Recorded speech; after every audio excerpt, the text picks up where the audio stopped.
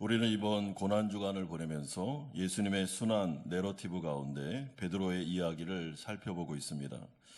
베드로는 정말 우리와 성정이 똑같은 친숙한 인물입니다. 그는 성격도 급하고 기질도 강하며 자부심도 매우 강한 사람이었습니다. 그래도 마음만은 순수한 사람이 바로 베드로였습니다. 왜냐하면 그는 정말 예수님을 그 누구보다도 사랑했기 때문입니다. 이에 예수님은 베드로로 하여금 이딴 실패와 실수, 심지어 자신을 부인하는 죄까지도 범하는 것을 사랑의 관점으로 허용하심으로 그를 낮추시고 또 낮추셨습니다. 그래야 하나님께서 온전히 베드로를 사용하실 수 있는 정말로 하나님께만 영광을 돌리는 참된 제자로 변화될 수 있었기 때문입니다. 이에 베드로는 죄에 넘어지고 회복되는 반복되는 과정을 통해 하나님만을 의지하는 법을 배우게 됩니다. 그리고 그는 그 변화된 인생 속에 성령의 능력을 통하여 하나님의 나라의 중요한 일꾼으로 사용되기 시작합니다. 그러므로 오늘 우리는 이 베드로의 능력의 비밀이 무엇인지 오늘 본문을 통해서 확인할 수 있게 될 것입니다. 첫 번째는 오늘 본문의 배경이 1절에 나오고 있습니다. 먼저 우리는 오늘 본문을 해석함에 있어 사도행전의 문맥을 잘 이해하셔야 됩니다. 왜냐하면 오늘 본문의 이 사건은 단순한 치유 사건이 아니라 영적인 교훈을 포함하고 있는 표적이기 때문입니다. 오늘 본문 전장의 사도행전 2장을 보면 예수께서 약속하신 오순절 성령 강림 사건이 나오고 그 이후에 베드로의 능력의 설교가 나오며 또한 초대교회의 부흥이로 구성되어 있습니다. 따라서 우리는 이러한 구조 분석을 통해 오늘 본문에 등장하는 베드로가 이미 오순절 성령 강림 사건을 통해서 성령의 능력을 부여받았음을 확인할 수 있습니다. 그럼에도 불구하고 베드로는 예전처럼 거룩한 습관에 따라 겸손하게 제9시 기도 시간에 기도하기 위해 성전으로 올라가고 있었습니다. 여러분, 이 배경이 중요합니다. 기도하러 올라가는 그 사이에 이 사건이 기록되어 있습니다. 베드로는 성령 충만하였습니다. 그러나 그 성령 충만함을 가지고 교만한 것이 아니고 더 적극적으로 교회가 제공하고 있는 거룩한 일상, 기도회에 성실하게 참여하고 있습니다. 왜냐하면 기도가 성도의 인생에 있어 강력한 무기일 뿐만 아니라 하나님만을 전적으로 의지하겠습니다라는 그 표현, 겉으로 행하고 있는 그 표현이 바로 이 기도이기 때문입니다. 이런 점에서 우리는 사도행전의 곳곳에 기록되어 있는 초대교회 성도들의 역동적인 기도 생활을 주목할 필요가 있습니다. 특별히 오순절 성령 강림을 간절히 사모하며 오직 기도에만 전념했던 초대교회 성도들의 모습과 베드로가 옥에 갇혔을 때 교회 성도들 전체가 간절하게 하나님께 매달려 베드로를 위해 중보했던 일 등을 기억하셔야 됩니다. 그리고 그럴 때마다 하나님은 그 기도에 응답하심으로 도움의 손길을 베풀어 주셨습니다. 그러므로 성령 충만과 기도 생활은 뗄래야 뗄 수 없는 관계가 있습니다. 이런 점에서 우리 성도님들은 요즘 기도 생활을 어떻게 하고 있는지 여러분 생각해 보십시오. 쉬지 않고 기도하고 있습니까? 베드로를 비롯한 초대교회 성도들을 본받아서 기도에 힘써야 될 것입니다. 두 번째는 베드로 앞에 놓여 있는 나면서부터 걷지 못하는 사람의 막막한 현실이 2절에서 3절에 나타나고 있습니다. 베드로가 기도하러 가는 중에 성전 미문에서 나면서부터 못 걷게 된 한 사람을 만나게 됩니다. 여러분, 여기서 미문이라는 이 곳은 성전 문 가운데 사람들이 가장 많이 왕래하는 곳이기 때문에 이 사람이 이곳에 앉아서 구걸하는 것은 너무나도 당연합니다. 그런데 이 사람은 여태까지 나면서부터 한 번도 혼자서 서거나 걸어본 적이 없는 사람입니다. 그래서 구걸하는 장소까지 남의 도움을 받지 않으면 혼자서는 올 수 없는 형편에 있었습니다. 이 사람의 나이가 40세쯤 되었으니까 최소 30에서 35년 동안은 매일 이러한 일상을 반복했을 것이 분명합니다. 그러니 기적이 일어나지 않는 한 이 사람에게는 미래에 대한 소망이 전혀 없었습니다. 그저 하루 구걸하여 하루 입에 풀칠할 뿐입니다. 그래서 사람들은 이 사람을 향해 하나님께 저주받은 인생이라고 조롱하고 정죄하기까지 했습니다. 그렇다면 사도행전의 관점에서 이 사건에 등장하는 이 사람의 형편이 우리에게 시사하는 영적인 상징이 무엇이겠습니까? 그것은 첫째로 구원받지 못한 인간의 영적인 현실을 우리에게 적나라하게 보여주고 있습니다. 죄로 인해 하나님과의 관계가 단절되어 이 세상을 살아가되 근근히 구걸하며 살아가는 것과 같은 인간의 처절한 영적인 빈곤 상태를 우리에게 말씀하고 있습니다. 누군가의 도움 없이는, 누군가가 복음을 전해주지 않으면 미래에 대한 소망이 전혀 없는 영원한 멸망으로 나아갈 수밖에 없는 죄인들의 운명, 이것이 바로 나면서부터 걷지 못하는 이 사람의 현실, 그것이 우리들에게 상징적으로 보여주고 있습니다. 둘째로, 이 나면서부터 걷지 못하는 사람의 형편은 죄로 인해 망가진 이 세상의 상황을 우리에게 보여줍니다. 아무리 노력해도 한계가 맞는 현실, 정해진 자원을 가지고 그의 파이 조각을 나눠 먹어야 하는 이 세상의 현실을 보여주고 있습니다. 그러니 이 세상은 너무나도 경쟁적이고, 그리고 살기가 녹록지 않은 곳으로, 소망이 없는 곳으로 변해버렸고, 이 나면서부터 걷지 못하는 이 막막한 사람의 현실이 바로 죄인된 인간의 운명과 이 세상의 형편을 우리에게 시사하고 있습니다. 이에 베드로는 나면서부터 걷지 못하는 자로부터 도와달라는 요청을 받고 있습니다. 이때 베드로의 마음이 어떠했겠습니까? 굉장히 불쌍히 여기는 마음을 가지고 있었겠죠. 그러나 그럼에도 불구하고 이 사람의 현실을 바라보면서 자신의 힘으로는 도와줄 수 없다는 것을 그는 강하게 느꼈을 것입니다. 여러분, 저는 목회를 하면서 매번 매순간 이러한 현실적인 벽에 부딪힐 때가 많습니다. 예수님을 믿지 않는 분들에게 복음을 전할 때, 교회에 나오라고 전도할 때 내 힘만으로는 단 한 사람도 구원할 수 없음을 느낍니다. 나면서부터 못 걷게 된 이 사람처럼 예수 믿지 않는 분들 안에 있는 하나님을 거부하는 태도, 정말 너무나도 완강할 때 이런 마음을 가지게 됩니다. 하나님께서 복음을 증거하여 영혼을 구원하라는 사명을 주셨는데 매 순간 그 사명이 나의 힘만으로는 불가능하다는 것을 강하게 느낍니다. 또한 성도들을 신방할 때에도 동일한 감정을 느낍니다. 어렵고 절박한 현실 앞에서 성도들로부터 기도 부탁을 받을 때 너무나도 인간적인 방법으로 도와주고 싶은데 도와줄 수 없는 한계를 느낄 때가 많습니다.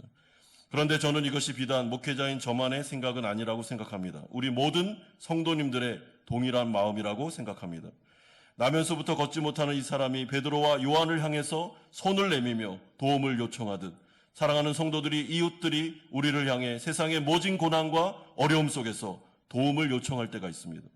그것도 우리의 능력을 넘어서는 기도 제목을 부탁할 때 우리는 막막함을 느낍니다.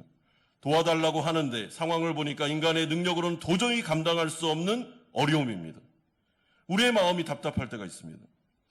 더구나 당장의 어려움보다 더 중요한 영적인 문제가 그 가정에 걸려 있을 때는 더더욱 막막함을 느끼게 됩니다. 왜냐하면 우리는 도와줄 능력이 없으니까 그런 것입니다. 나면서부터 걷지 못하는 이 사람을 보십시오. 베드로가 어떻게 이 사람을 살립니까? 어떻게 이 사람을 도와줄 수 있겠습니까? 막막함이죠. 그러면 이럴 때 어떻게 해야 될까요? 우리는 어떻게 해야 이 영혼들을 구원하며 도와줄 수 있겠습니까? 오늘 이 본문을 통해서 그 해답을 하나님께서 제시하고 있습니다. 세 번째로 살펴볼 내용은 드디어 베드로의 능력의 비밀이 4절에서 10절까지 나오고 있습니다. 베드로는 이 사람의 요청에 다음과 같이 반응합니다. 4절에 베드로가 요한과 더불어 주목하여 이르되 우리를 보라 하니, 여기서 주목했다라는 것은 집중하여 바라봤다는 뜻입니다. 다시 말해 하나님의 불붙는 사랑의 마음이 베드로에게 일어나기 시작했습니다. 그리고 그 영혼을 바라보는데 바라볼 때 성령께서 이 사람을 지금 치료하기를 원하시는구나 라는 강한 확신이 베드로의 마음에 들기 시작했습니다. 그래서 베드로는 성령의 인도하심에 따라 굉장히 담대하게 이 사람을 향해 명령하기 시작합니다. 여러분, 성령의 사람, 기도하는 사람은 상황과 환경 속에서 성령의 인도함을 받기 때문에 하나님께서 이 사람 지금 도와주기를 원하는구나, 그리고 내가 하는 지금 이 기도가 하나님 앞에서 상달되고 있구나라는 것을 느낄 때가 있습니다. 여러분, 이것은 비밀이죠. 지금 베드로가 강하게 이 부분을 느끼고 있다고 저는 생각합니다. 그러므로 그는 담대하게 명령하는데 6절에 은과 금은 내게 없거니와 내게 있는 이것을 내게 주노니 나사렛 예수 그리스도의 이름으로 일어나 걸으라 명령하고 있습니다. 여러분, 그런데 저는 이 6절을 보면서 이 부분에서 베드로가 완전히 변화된 모습, 겸손한 모습, 그래서 온전히 성령께 붙들린 모습을 발견하게 됩니다.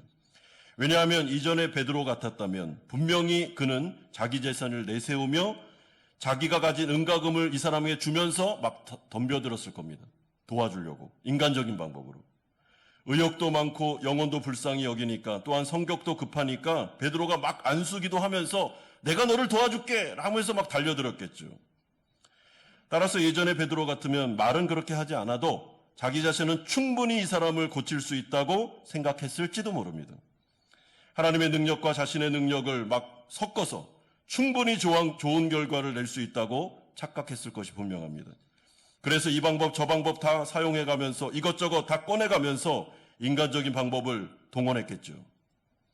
제가 이렇게 생각하는 이유는 예전에 변화산 밑에서 제자들이 귀신 들려 괴로움을 당하는 아들을 데려와 도움을 요청했던 아버지의 요청을 해결해 주지 못한 사건이 있었기 때문입니다. 그때 제자들은 하나님이 아니라 자신의 능력과 경험을 의지하다가 무기력하게 실패했습니다. 그리고 바로 그때 주님은 어찌하여 우리가 귀신을 쫓아내지 못했습니까? 라는 제자들의 질문에 마가복음 9장 29절에 분명한 답을 하고 있습니다. 기도 외에 다른 것으로는 이런 종류가 나갈 수 없느니라. 너희는 이 어려움 가운데 왜 기도하지 않았냐?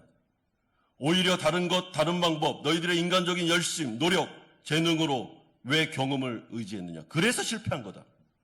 왜 전적으로 하나님을 의지하지 않냐? 기도 외에는 이런 유가 나갈 수 없다는 것을 왜 모르고 있었냐고 아주 분명한 대답을 주고 계십니다. 왜 몰랐겠습니까? 자신들이 할 수 있다고 생각해서 그런 것입니다. 과거에도 귀신을 쫓아냈으니까 지금 여기는 분명히 내가 우리의 경험으로, 우리의 능력으로 고칠 수 있어 라고 생각했겠죠. 그러나 이 부분에 대해서 예수님은 분명히 말씀하십니다. 과거에도 기도로, 현재에도 기도로, 미래에도 기도로 이 문제는 해결할 수 있다고 말씀하고 있습니다. 그러므로 이것이 바로 변화되기 전, 전적으로 하나님을 의지할 만큼 겸손해지기 전, 성령의 능력을 받기 전에 베드로를 비롯한 제자들의 모습이었습니다. 그런데 지금 베드로는 어떻게 변화되었습니까? 나면서부터 걷지 못하는 자를 향해 지금 베드로가 뭐라고 고백하고 있습니까? 내게 다른 것은 없나니 내게 있는 것은 오직 나사렛 예수 그리스도의 이름밖에는 없다. 그리고 이 이름을 가지고 내가 기도하며 너에게 나아간다라고 고백하고 있습니다. 여러분, 베드로에게 은가금이 없었겠습니까? 돈이 없었겠습니까? 있었을 겁니다. 이렇게 장성한 사람이 돈 한 푼 없다? 불가능하죠. 있었습니다. 그런데 지금 베드로가 변화된 모습이 무엇입니까? 내 주머니에 있는 은가금 의지하지 않는다. 나에게는 나사렛 예수 그리스도의 이름밖에는 없다. 나는 그분의 이름만을 의지하면서 살려고 작정했다라고 고백하고 있습니다. 이것은 정말 베드로가 진심으로 고백하는 고백입니다. 베드로는 정말 이 불쌍한 사람을 도와주고 싶었습니다. 이 사람을 도와주되 근본적으로 도와주고 싶었습니다. 당장 몇 푼의 돈을 주는 것이 아니라 근본적으로 이 사람을 걷게 하고 싶었습니다. 또한 이 사람의 죄를 해결하여 구원을 얻도록 해주고 싶었습니다. 그러나 그 근본적인 도움은 베드로의 인간적인 힘과 능력 밖의 일이었습니다.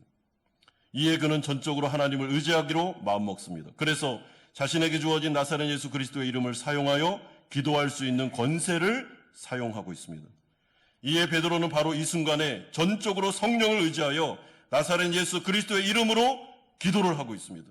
이것이 바로 베드로가 참으로 변화된 증거 중에 하나라고 저는 생각합니다.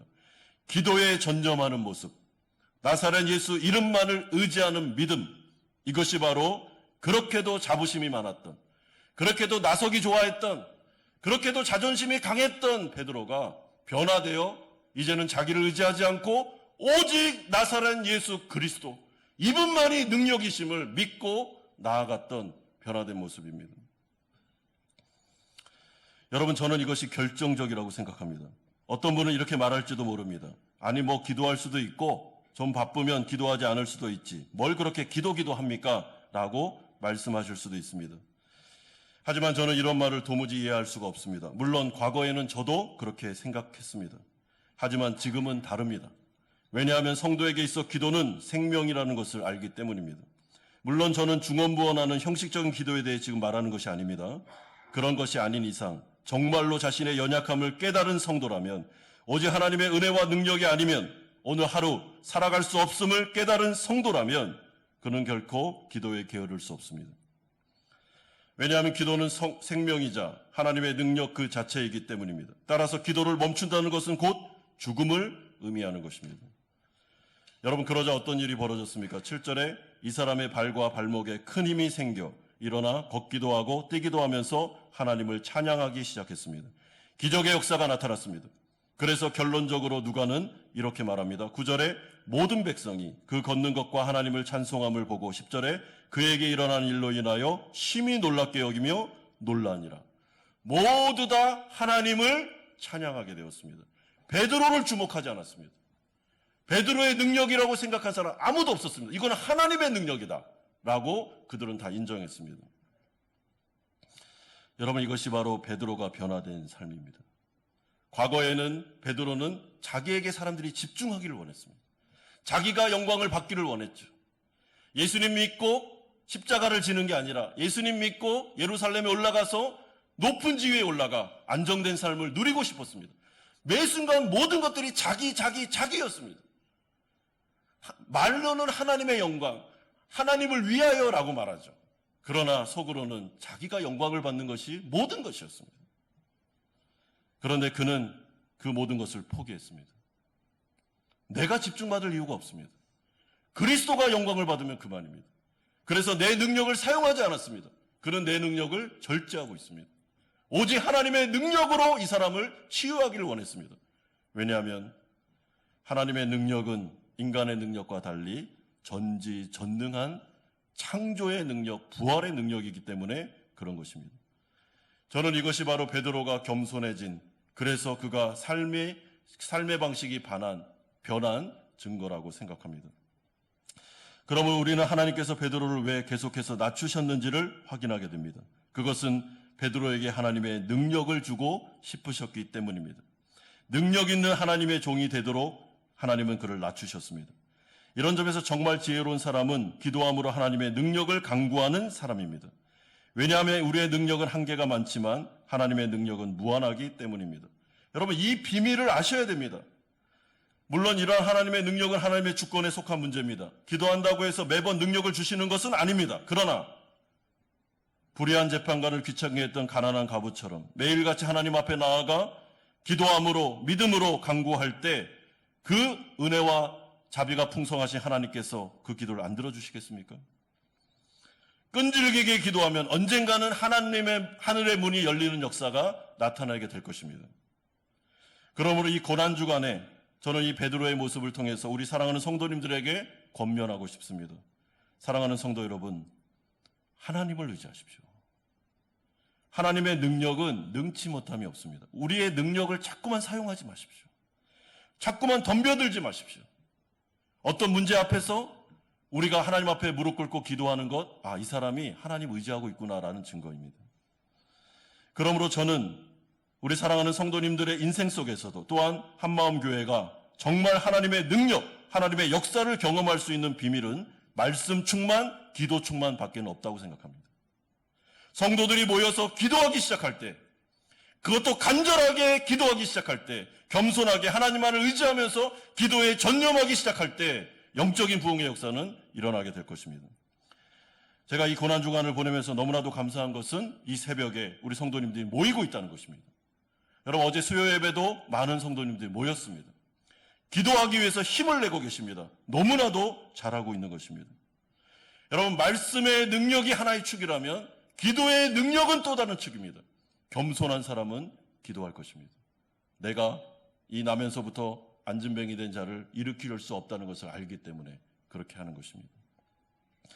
사랑하는 성도 여러분, 베드로의 능력의 비밀은 하나님의 능력에 있었습니다.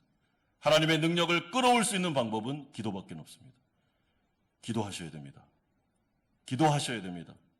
기도로 승리하셔야 됩니다.